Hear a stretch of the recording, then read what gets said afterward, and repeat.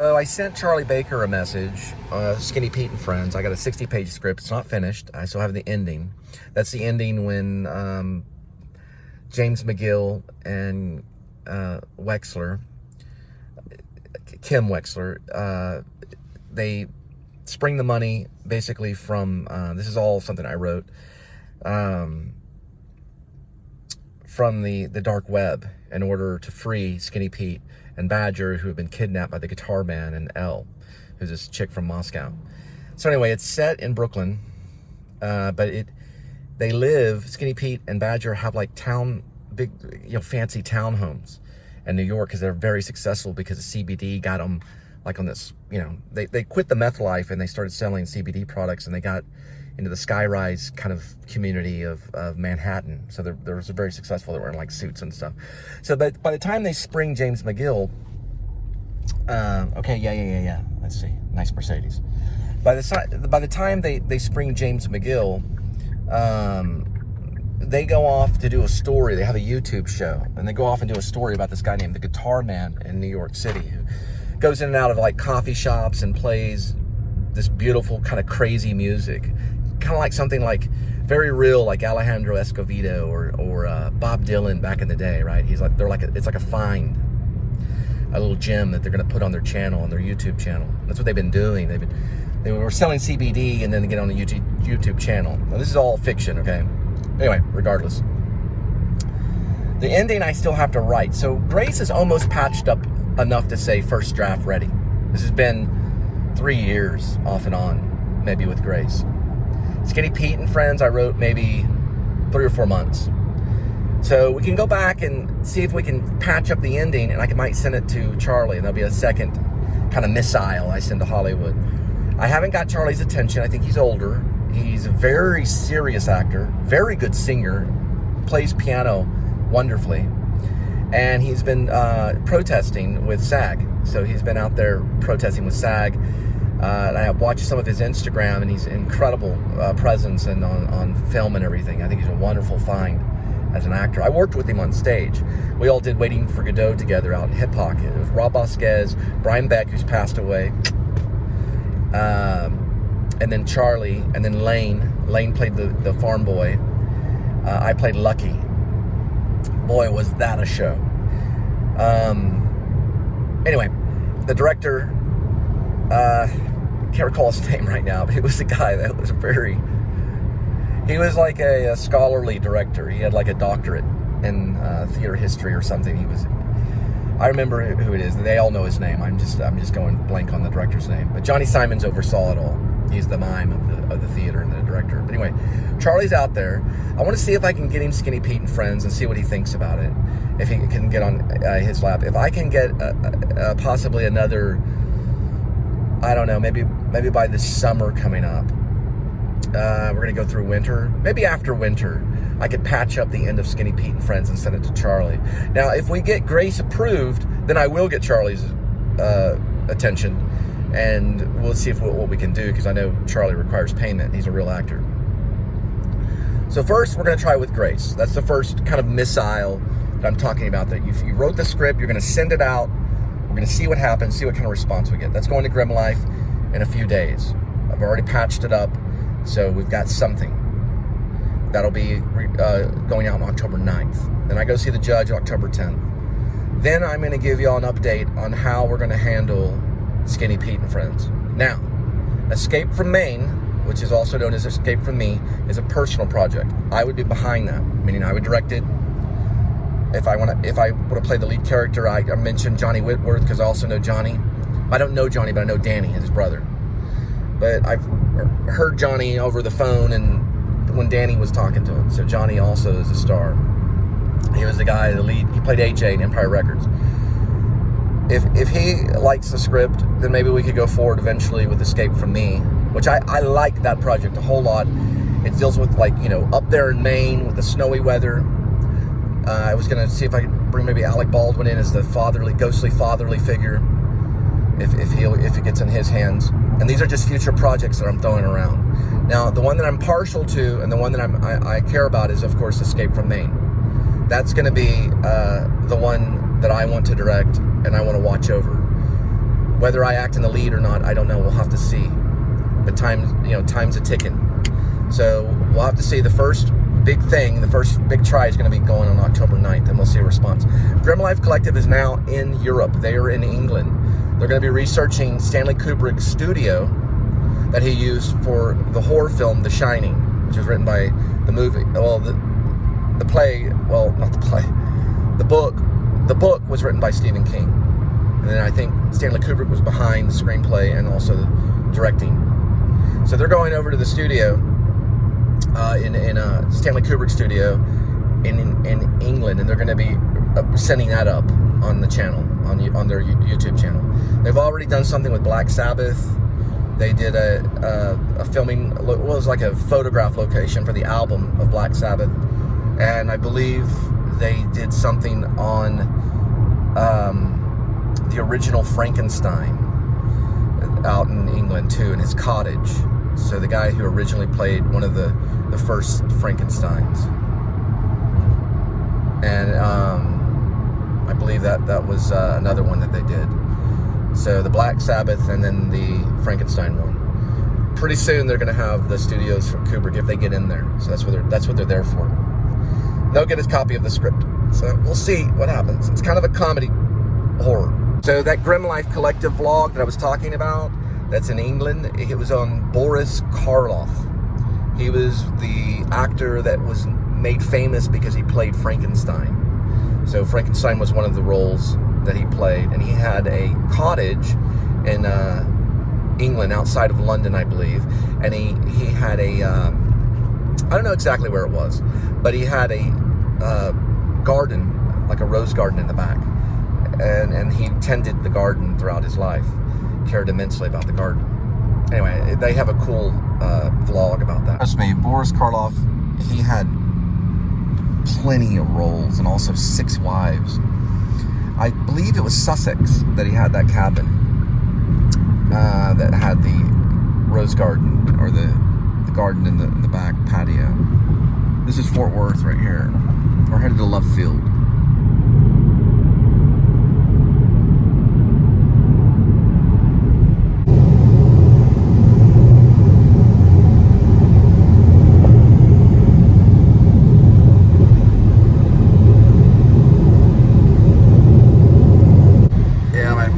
Sleeping on the couch editing.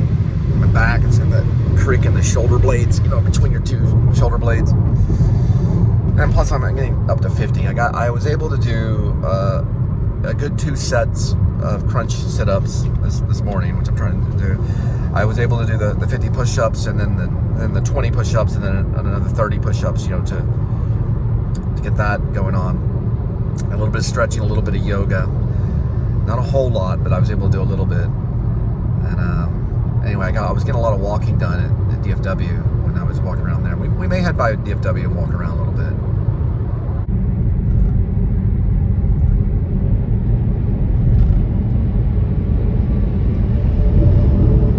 So another thing I plan to do is, I know that I talk a lot about Martin Scorsese, and I show a lot of his, I don't show his films, but I talk about his films, and I show like documentaries. So I'm going to try to find other filmmakers that are maybe smaller in, not as much in the limelight. I mean, a lot of people celebrate Martin Scorsese, and I think that's a great thing.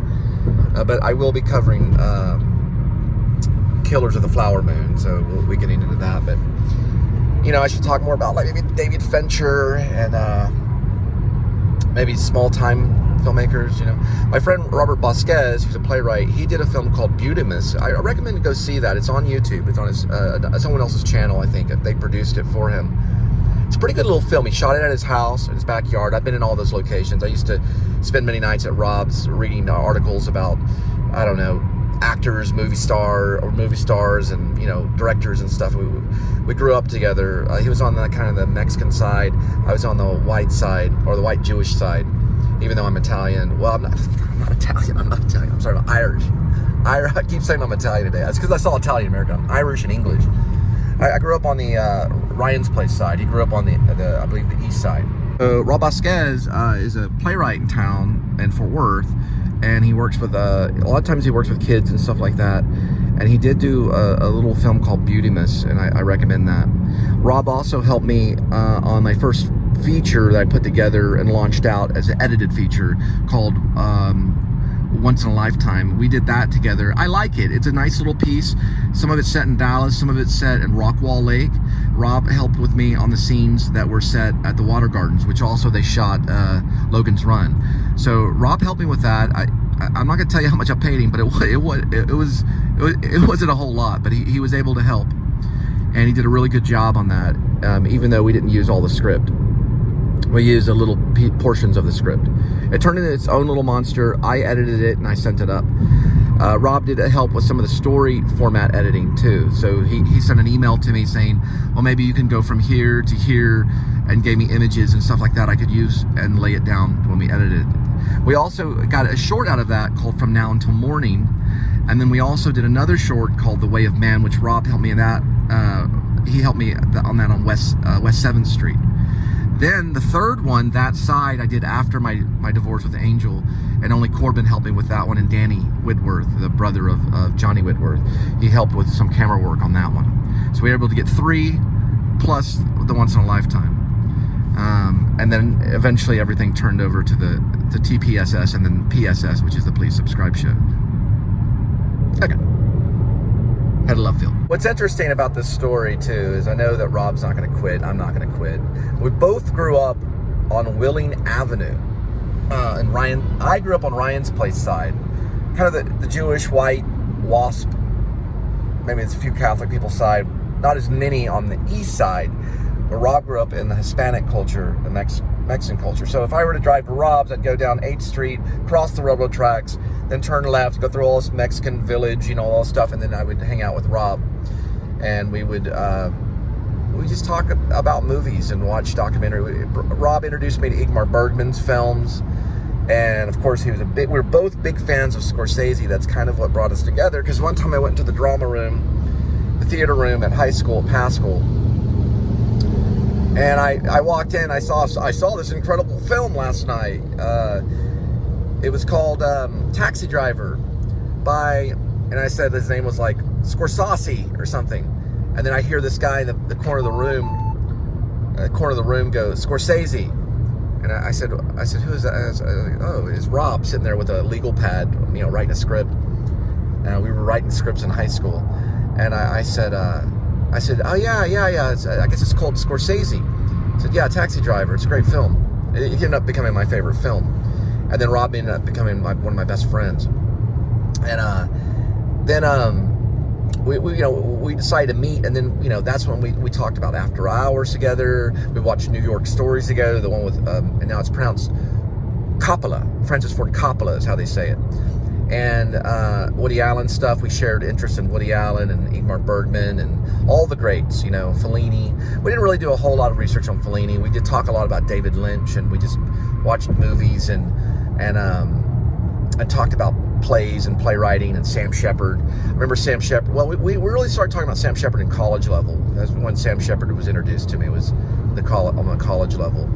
But we talk about acting and different performances, and we did this for like 2 years, almost all the time, as much as we could. And we would even do it backstage, when we were in a performance, we were supposed to be in character. We'd be talking about a Scorsese film or Jack Lemmon. We talk a lot about Jack Lemmon. And like, let's go out this one performance right here and this, like, imitate Jack Lemmon and the performance and stuff. When you're really supposed to be in character, you're supposed to be method. Back there, like, trying to stay in character, which we did eventually later when we got more serious in acting. Because we were naive and we wanted to imitate, other actors and stuff like that. And, this is when we were younger. But it's pretty crazy. You gotta have heroes, I think that's part of it, Anyway, all right.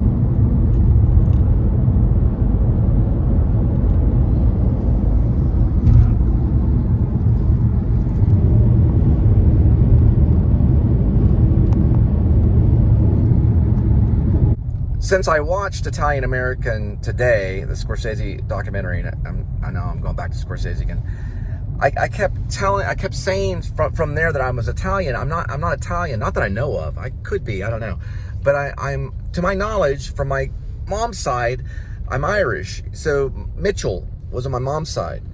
just like Margaret Mitchell. Actually, my grandmother, my great-grandmother was named Margaret Mitchell. So I have Italian, there I go again, Irish. See, you say and you go to Italian.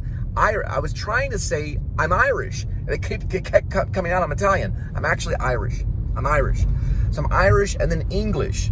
So my father's side is English, and they're of royalty. They're all related to Queen Victoria. So that's on my father's side. Very, very English.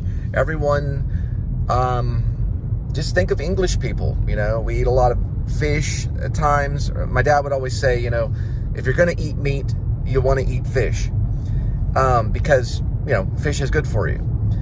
But we also eat a lot of sausage and all that stuff too. But my dad wasn't a real big fan of spaghetti. So we didn't have a lot of spaghetti dinners at my dad's. It was mostly like pork chops, you know, steak and potatoes. That's kind of Irish. Steak and potatoes, bread, like bread. You know, we have those Hawaiian bread during Thanksgiving. That's very, you know, it's a very English kind of thing. Buttered bread, baked potatoes. God, I remember Mimar. She was the cook for the church. So she would run around in this Lincoln. She had this big Lincoln car, and she was for speeding. She liked to speed. She was like, well, if you're going to drive, floor it. And she'd get in her Lincoln, and we would all be like, ugh. And she'd be driving around. As kids, we were like, man. And everyone in the family was like that. It's because she had to get there quick, you know, and drop off the food before it got cold. So she'd floor it. She was the one that told me to go in to Wendy's when I was 15 and lie about my age. So she said, just tell them you're 16. Just tell them you're 16.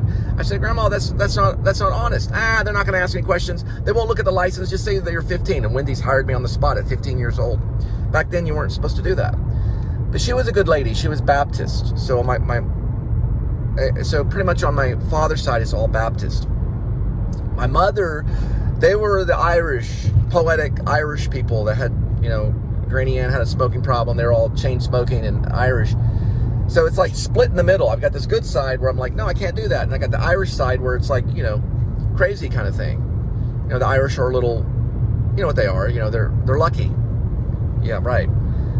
And then, of course, Apache seeped in there because my grandmother married an Apache Indian. I think Joe. His name was Papa Joe is what we called him. He was almost full-blooded Apache. It was like, I think it was half Apache. It was enough to be on a scroll.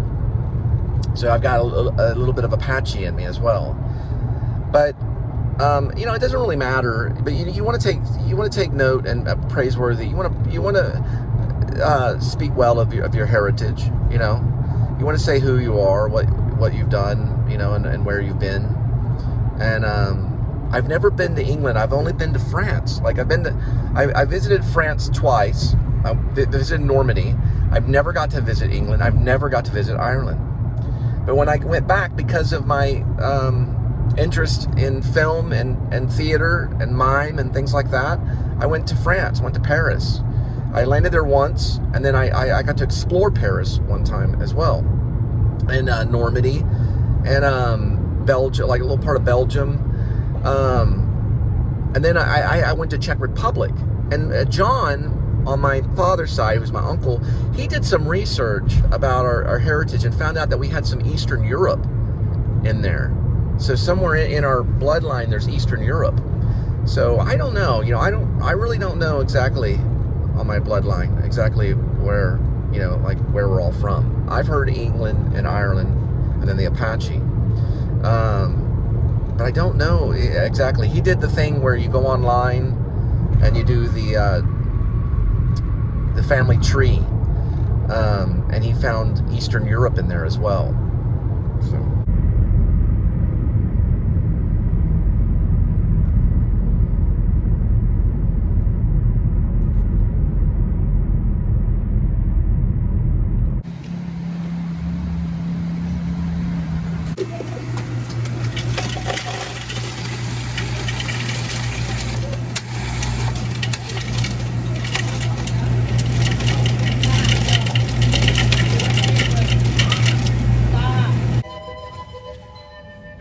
Sorry about the Dutch angle. Dang Dutch. So there we go. Here we Yeah. Okay, so if you're going to write a screenplay, I do recommend to vlog some of it at least. Vlog some of what you're doing. Just you'll start looking through a viewfinder, you'll start seeing detailed stuff. And listen, if you're going to present something to the public, especially something you're reading, it's going to be better if you're showing what you're doing to the public rather than just keeping it kind of private, making all these little private mistakes, because people can make comments. Now, someone did say to drop the werewolf screenplay. Now, I'm going to continue on. Just because it has a werewolf in it doesn't mean it doesn't have a lot of heart. So, we're going to continue on with the werewolf screenplay. I learned something from Peter Jackson. Sometimes you can get their attention with horror. Now, I'll give you an example. Martin Scorsese did a thing called The Big Shave. It was kind of horror. Horror. It was like horror.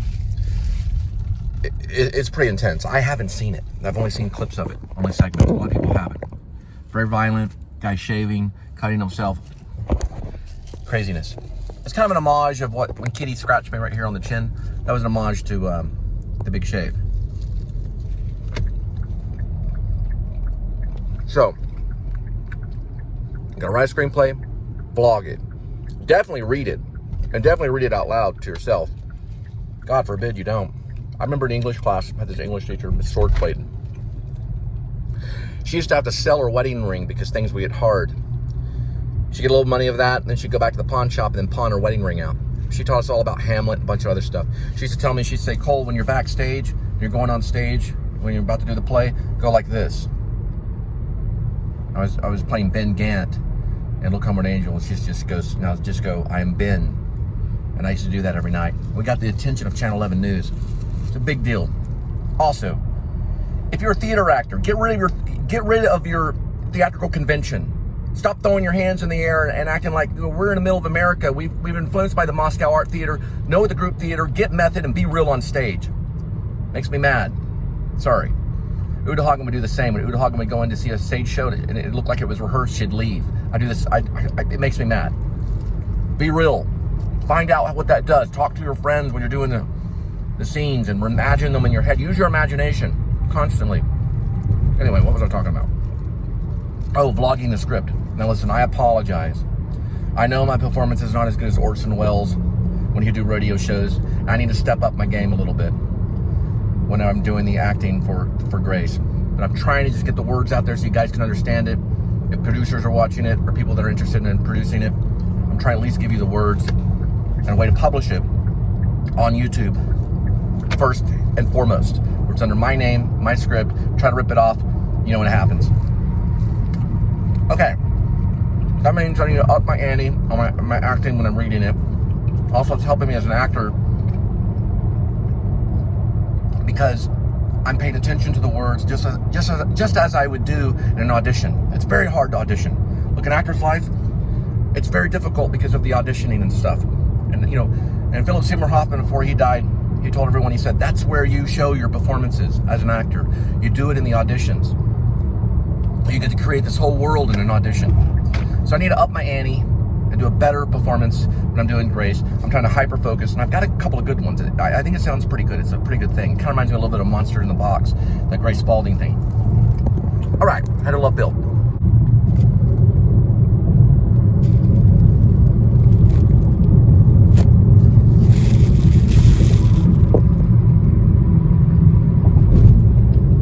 Guys, Lucille Ball. Linda's getting me really into Lucille Ball. Check out her career. She was an amazing lady. Towards the end of her career, she did a movie. It's a television movie called Stone Pillow. Linda always forgets the name of the movie. Yeah, Lucille Ball. Check out her career. She was a wonderful actress, powerful presence in Hollywood. They did try to make her a communist, and she was able to get out of that. It's amazing how they put the blame, you know, on the artist sometimes. But Stone Pillow, check it out. It's a little television movie she did, very theatrical.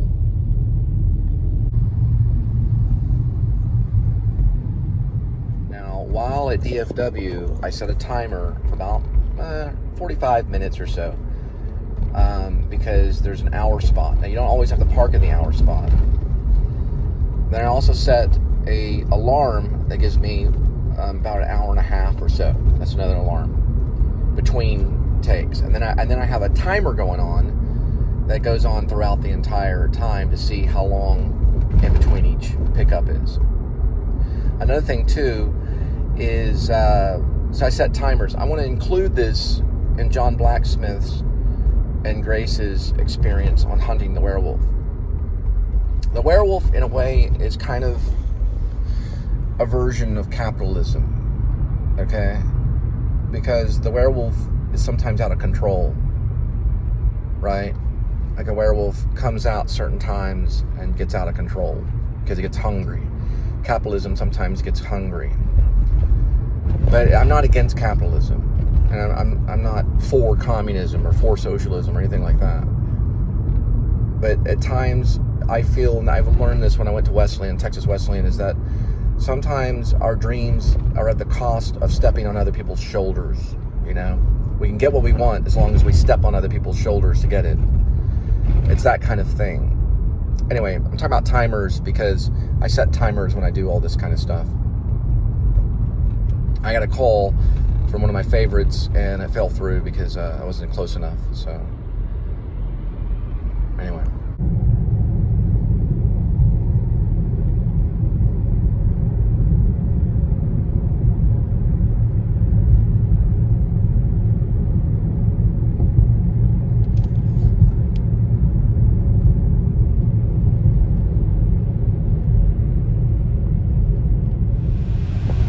It's actually Herb Keller.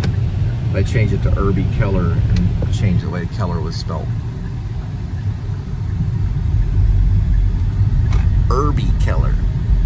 And we're in Love Field.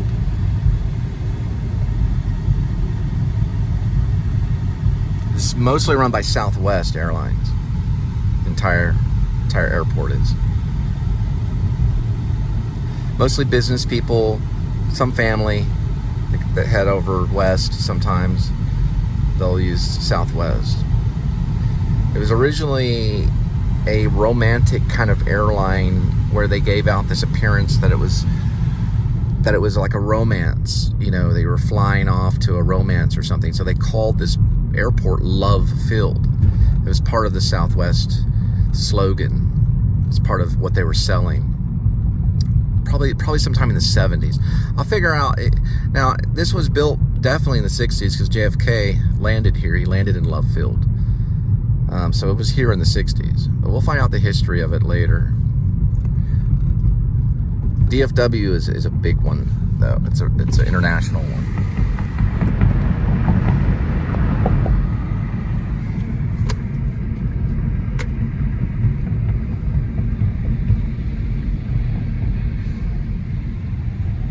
This is Aviation Place. That's known as Howard McGready Circle, or McGready. Howard McGready Circle. And this is Aviation Place. And you can see right here, it says Dallas Love Field, way over the distance.